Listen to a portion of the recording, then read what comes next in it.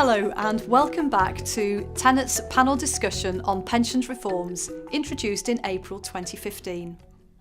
I'm Jill Davidson, the Group Regulatory Director, and I'm delighted that you are joining us today to listen in more detail to some of the questions you've been asking around client objectives.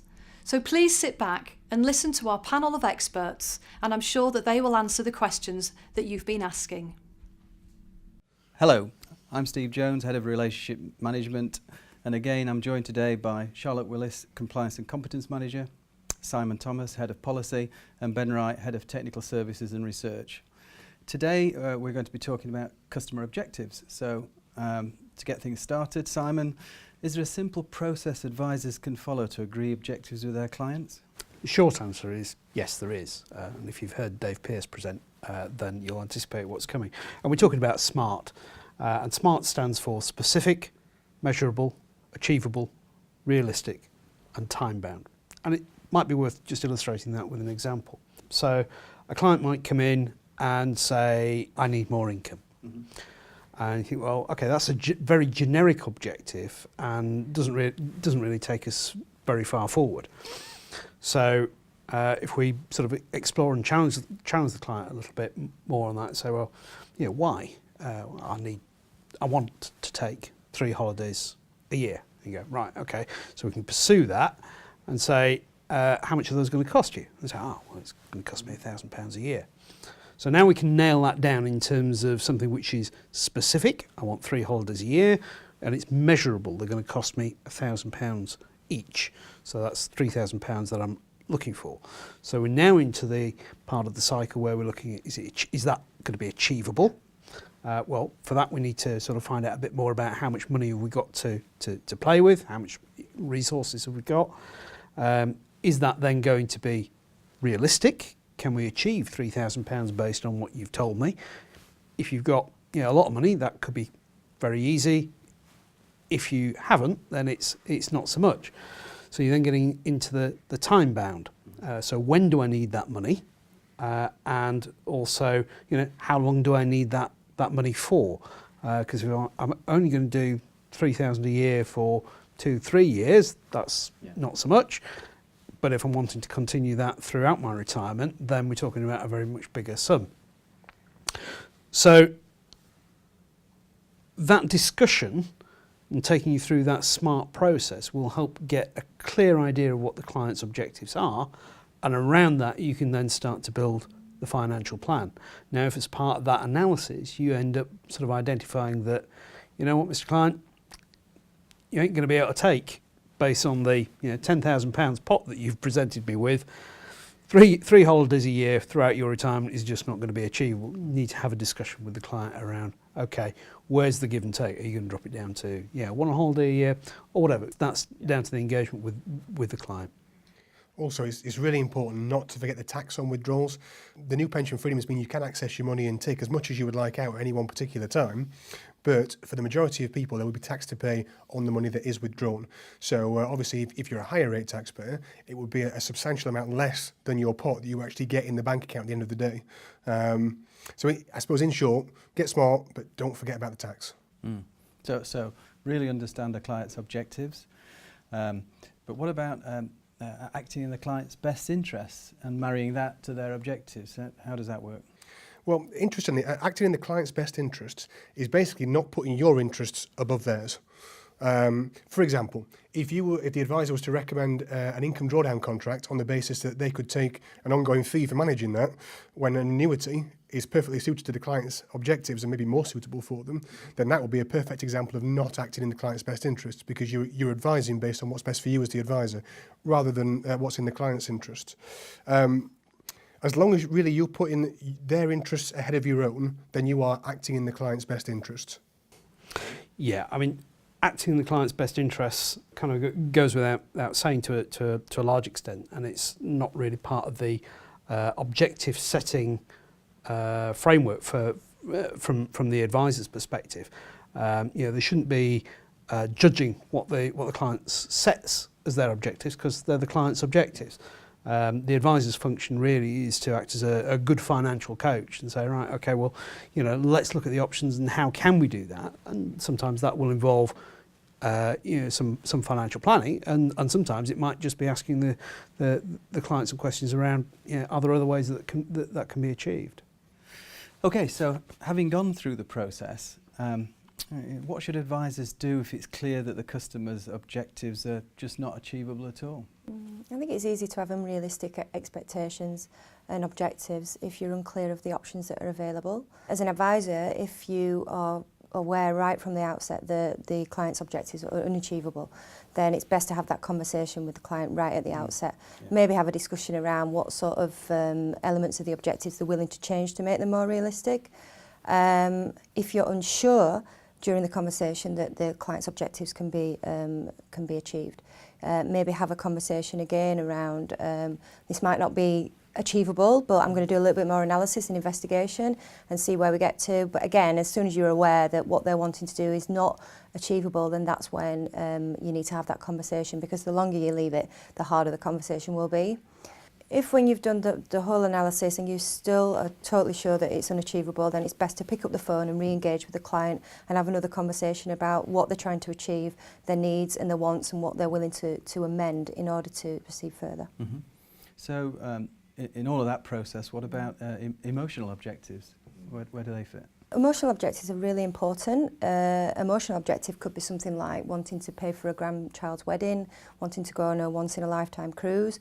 But what the client needs to understand in the trade-off for that is that if they do use a substantial lump sum to achieve an emotional objective, then they have to make some amendments to perhaps their desired income in retirement. There is a trade-off.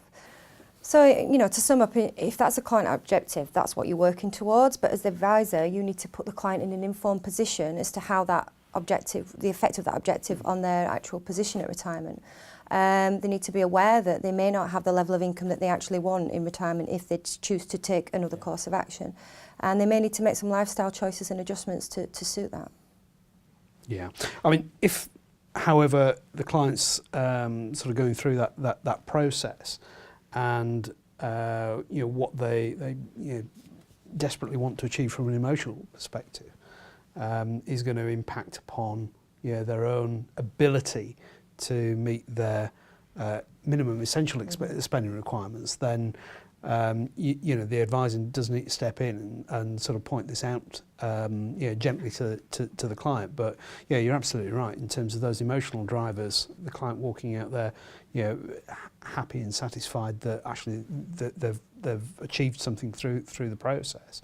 It's absolutely valid. I mean, some advisors are sort of making a very big thing of sort of focusing on that, and that's that's the life planning community. So if that's an area where you want to explore and develop more, then that's something which certainly in the DA space we're seeing more people do. Yeah. So I guess back to basics, it's all about properly understanding a client's objectives before trying to design a solution. Yeah. Just turning to a specific, I guess, in terms of small pension pots. If they're too small to provide a meaningful income, what about cashing in small pension pots? Okay, with the new pension freedoms, it's possible to encash a pension pot of any size if that's the right thing to do. Mm-hmm. If after analysis you establish that the pension pot can't provide any benefit towards a client's essential or desirable income, then maybe cashing the pot might be the best thing to do. We talked about this in the last panel session briefly in terms of the DWP having issued some guidance about clients who've deliberately deprive themselves of the assets through either spending the money or giving it away. So that's something which is important to take into consideration if the client's doing this with an expectation perhaps that they might be able to access some other means tested benefits in the future. Because the DWP are likely to sort of disappoint them in that regard, and there is guidance which, as I say, they've actually sort of published to that effect. So whilst this isn't going to be an issue for the vast majority of our clients, who hopefully through good advice have built up larger pension pots, it is going to be an issue for some clients with very small pension funds which they're looking to access. Okay, I mean, related to that, there's been a lot of press recently about insistent clients. So when would a client become an insistent client? Well, I think the most important thing to remember, and above all else really, is that advisors must only transact business which they believe to be suitable. Now, it does not mean that the solution has to be the most suitable, but it must be suitable for that business to be transacted. Yeah. I mean, it's probably best if we sort of try and illustrate that with a couple of examples, Steve. So let's consider, a client. They've got £100,000 in their pension pot, so quite a bit above average. And in the discussion with you as the advisor, they say, well, I'd like to take £10,000 now. I want £20,000 for a new car. I need to do some home improvements. I think that's going to take me another £20,000. So already they're taking £50,000 out of the pot. They've perhaps just got state pension, which, let's, for the sake of argument, say that's going to be £7,000. And you look at then their minimum expenditure requirements, based upon the discussion which they've said, in terms of, what are you likely to be spending during your retirement? And they say, well, I think when you add it all up, it's probably around £19,000. Well, £19,000 out of maybe a residual pot of £50,000 is not going to last very long. Even with the best will in the world, that's going to run out after a very short period of time. So a client who's insistent upon going ahead with that kind of solution is, I think, a client you probably don't want to engage with, because very soon they're going to run out of money, and I think that's potentially a problem. Not engage or re-educate, basically. Yeah. So if we have a look at maybe a separate example where it might be possible, you've got a client who's got a relatively small pot which they're looking to crystallise, take the benefits from, but they've got substantial other income. They've perhaps got money from a defined benefit scheme. They've got their BR19 in place. They've established how much money they're going to get from the state pension. And this is some money which they can access. They can have, it has been called, fun money. Then, that may be entirely possible to say, right, take it out. And the advisor's role at that point is to say, well, let's make sure that we take that out in a way which, gives you the most amount of that money that you've got in your pot and loses the least amount from a tax perspective. So, maybe the advisor's role in that perspective is to say, if we take out, £10,000 this year, £10,000 next year, you can access your money and lose the smallest amount to the taxman, which ultimately is going to be of a benefit to the client. So it is possible to do it on an insistent client basis, so long as the circumstances are right, and it's, as Ben said, it's the right thing to do for the client. What I would say though is if you find that the client is insisting on a different course of action to the one that you've proposed, you really need to ask yourself the question as the advisor as to why. I mean, it would defy logic for somebody to pay for advice which they then want to completely disregard and do their own route instead. I mean, one reason for this could be that during your discussion with the client, you've not really got to the kind of heart of the benefit of the objectives that they're trying to achieve, or potentially their preferences haven't been uncovered enough. So when they're going on a different course of action, this is them reverting to what they actually really want to achieve, which is not what they've openly said to you. I think ultimately it all comes down to really knowing your client. By knowing your client and having a good discussion about things, making sure that you understand their objectives, what they're really trying to achieve and their preferences behind it, you should be able to avoid the insistent client route virtually most of the time, certainly. Yeah, so we keep saying this, but it's getting back to properly understanding the client's objectives and be able to design a solution accordingly. But what happens where an advisor recognises that the client's objectives are clearly unsuitable? They should walk away. Now, while this might seem a quite simple answer, we do understand that it's an advisor's livelihood and they may find it difficult to turn down business.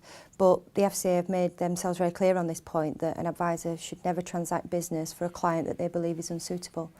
Also, from a complaints perspective, it's very difficult to defend a complaint where the end outcome for the consumer is an unsuitable transaction, regardless of how it came about, including an insistent client transaction.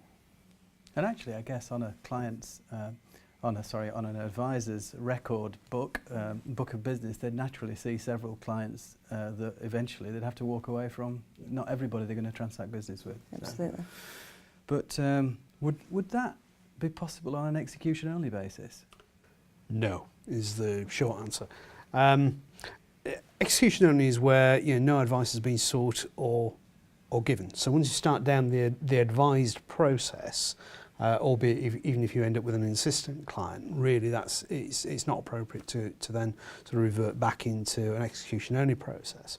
So to be clear, an execution only transaction would look like a client coming in and said, right, I want 4% from this pot using these funds. I want it to start from such and such a date. So you've got all the information necessary in order to execute that transaction. And really there is no sort of interaction, opinion or recommendation which sort of goes alongside that. I mean, realistically, I think if you started discussing a potential outcome with a client or a potential course of action, you already passed the execution-only deadline. I mean, if you imagine a situation where a client comes in and you start to have a discussion with them, you realise fairly quickly that what they're looking to do is unsuitable, and then you switch to an execution-only basis and transact that business anyway. Now, if a complaint comes in following that and the Financial Ombudsman Service have a look, the advisor has clearly gone from a transaction which they believe is unsuitable and then helped the client facilitate that after they knew it was an unsuitable transaction. Trying to defend that in a complaint, I think, will be impossible, to be perfectly honest. So let's just tweak the conversation slightly. So moving away from simply recommending a product, what should the advisor do if the recommendation is general, like make a will, for example? Well, making a will is an excellent example of a personal recommendation. Despite the fact that there's no product being sold or no service being taken up, it's just as important as a traditional sale, and certainly should be recorded in the suitability report. I would think really that the majority of good financial planning meetings will have some of these kind of action recommendations of make a will, put a policy in trust, things which are not directly in the advisor's control, but certainly would lead to a better outcome for the customer. So they should be undertaken as normal, documented in the same way as if it was a product that was being sold. Yeah, wherever possible, just to try to ensure that the client's carried out any recommendation outside of your direct influence, for example, making a will. Yeah, and those sort of generic things like making a will, putting things in trust, in terms of the interaction with the client, should be within some sort of given timescales, so that you can then pick up at the next time you engage with the client, just to make sure that those are being done. In the agreed timescales, yeah. Okay, Charlotte, Simon, Ben, thanks very much.